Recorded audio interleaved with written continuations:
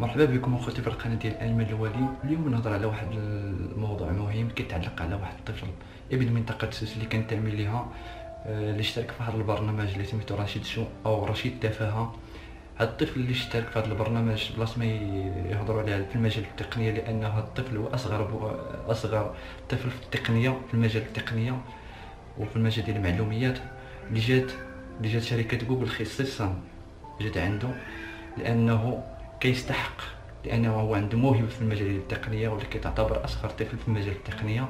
هذا الطفل شارك في هذا البرنامج ديال رشيد تفاهه او رشيد شو، بلاص ما يطرحوا عليه في المجال ديال التقنيه وشي حاجه اللي هو متخصص فيها، اللي هو عنده موهبه فيها، اللي كتعتبر اصغر مبرمج في العالم. هذا الطفل جابوا في هذا البرنامج يستهزئوا منه، بلاص ما يدعموه ولا يديروا ليه تحفيزير لفظيا، لا ماديا لا حتى حاجه، هي لفظيا يحفز الطفل. تيستهزئوا منه لانه ما تيهضرش بالدارجه. الطفل تيهضر بالالمانيه، باللغه الالمانيه وبالانجلي وبالامازيغيه اللي هو اللغه الام ديالو. تيهضر بالالمانيه واللغه الانجليزيه اللي هي اللغه ديال العالم، اللي غادي يعطي فيها هو، لان اللغه الانجليزيه اللي هي اللغه الاهم في العالم.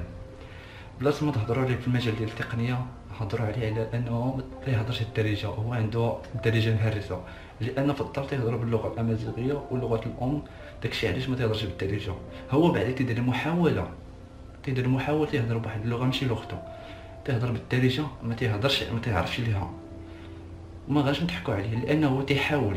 الانسان اللي تيحاول خاصنا نشجعوه، ماشي غادي نهرسوه. تيدير محاوله، بلاص ما تشجعوه، بلاص ما نشجعوه، سواء قولوا له دعموه ماديا او شي حاجه، حنا تنستهزئ منه. هذا الشيء غادي يجعل ياثر في الحاله النفسيه ديالو. الحاله النفسيه ديالو غادي تاثر في هذا الاستهزاء اللي قمتوا عليه. المهم هادشي اللي كاين اخوتي، هادشي خلاني نتاثر بزاف، لانه هذا الطفل ابن المنطقه ديالنا، منطقه سوس. بلاص ما تشجع هاد الطفل، ديما غادي تلوح المواهب. هادشي اللي كاين اخوتي. هذا الموضوع اللي هضرت عليه واصل ليه توضيح صغير، الا بغيتو نهضر عليه في الحلقه المقبله ديروا كومونتير، غنقدروا نهضروا عليه. هادشي اللي كاين اخوتي. بيس.